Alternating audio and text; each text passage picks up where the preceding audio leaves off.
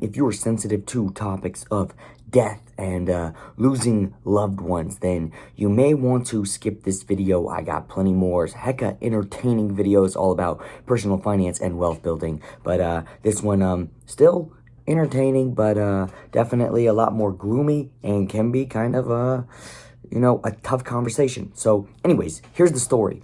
The year was 2020, February. The market's at an all-time high.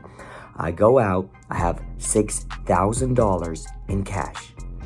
This is 1 month before shutdowns of everything. So I take $6,000 in cash. I've never held this much money in my hand before. And I drive out about 15 miles or so. And I find a woman. She is my mom's friend's neighbor. And she's selling her car. That is 2005 Lexus. And I go ahead and buy it.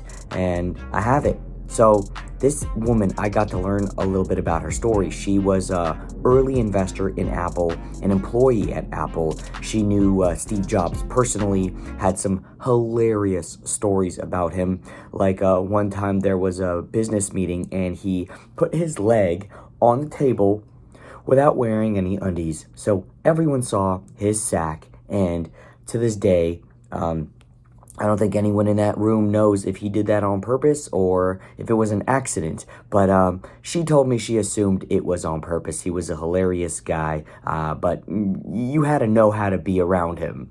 Anyways, so I got her car. I'm driving it. Life is good. And the other day, I got a notification from my mom telling me that she suddenly passed away. What's sad about this is she just retired. She just finished her financial independence journey. Now, I'm sure she had millions of dollars because she was investing in Apple when she had a boyfriend that actually dumped her, because I don't know if you guys believe it or not, but Apple wasn't doing too well for quite a few years. There was, I think, 3 years in a row where it was down double digits, and everyone was giving up on Apple, giving up on tech stocks. We're kind of seeing a little bit of that right now, but back in the 80s and 90s, there were waves of this happening over and over again. And so she ignored the noise and kept investing in a company she believed in, and she worked there for decades. She didn't have to. She already made her millions because of her investments in the Apple stock position. But what I'm trying to get at here is, this is a person who secured herself financially. But that's not all it takes for financial freedom. I don't want to even say independence, because to be truly independent means that you're playing a single player kind of game, but we're living in a multiplayer reality. So we're never independent. We are reliant on people who buy company stocks just like we do, or work at these companies to provide value to society, who protest and increase the fairness at these jobs and these companies, so more people will choose to work for them. We're all connected is what I'm saying here. But at the same time, while we grow our wealth, we have to realize that wealth is not just money. And I know it's a cookie cutter little pastor type sermon I guess I'm doing here, but if you're not working out, if you're not eating right, if you're not sleeping at least 7.5 hours, I'm not saying 7, I'm saying 7.5 minimum hours every day, not on average, right? You can't catch up on sleep.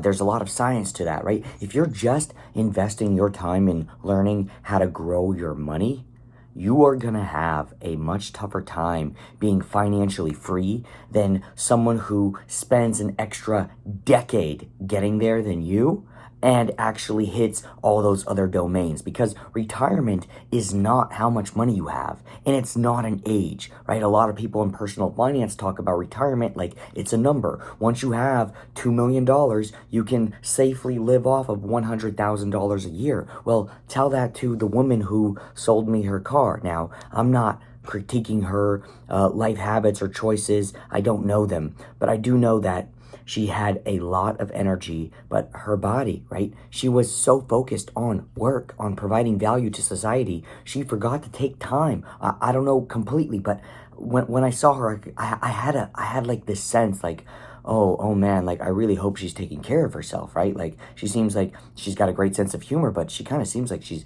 working a lot.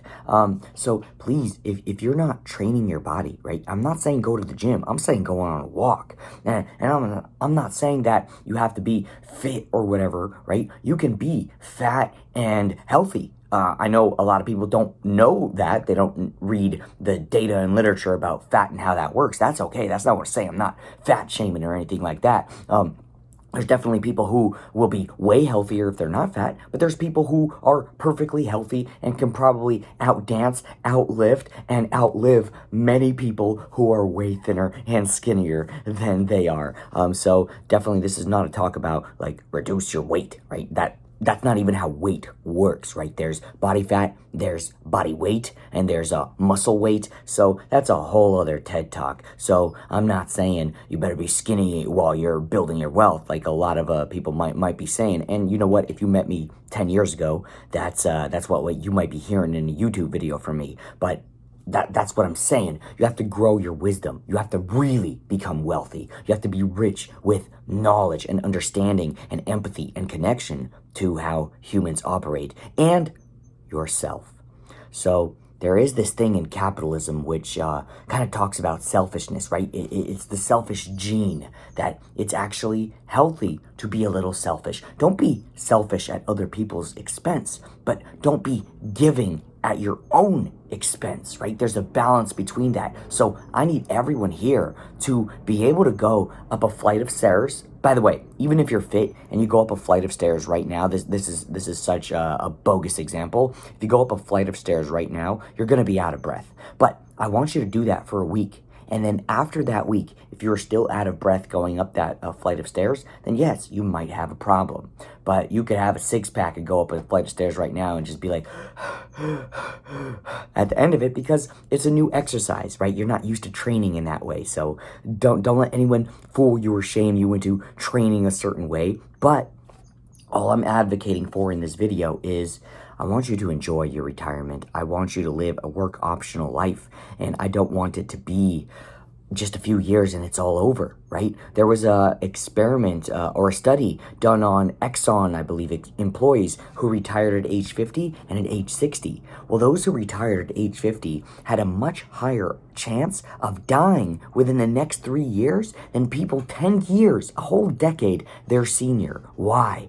Lack of purpose, lack of developing skill sets that would entertain them and help connect them to the world, right? You don't all of a sudden turn 50 and retire or live a work optional life and then start traveling the world and you're happy. That's not how it works, right? And happiness is not the goal here. Happiness is a byproduct of the many goals that we have in life, right? I know there's a famous story of one of the Beatles. What do you want to be in life? And his answer was happy. And the teacher said, that you can't. I'm saying, what job do you want to have? He's like, I just want to be happy. There's wisdom there, but there's a wisdom to kind of think a little bit beyond that, right? Happiness is a response. It's a feeling that is responding to your circumstances, which one, you create, and two, your environment helps facilitate. So a combination of your environment and your own willpower and actually making the moves required every single day. I'm not saying go to the gym 7 days a week or anything like that, but I am saying check your health. What does it mean to live a healthy life? And are you doing that?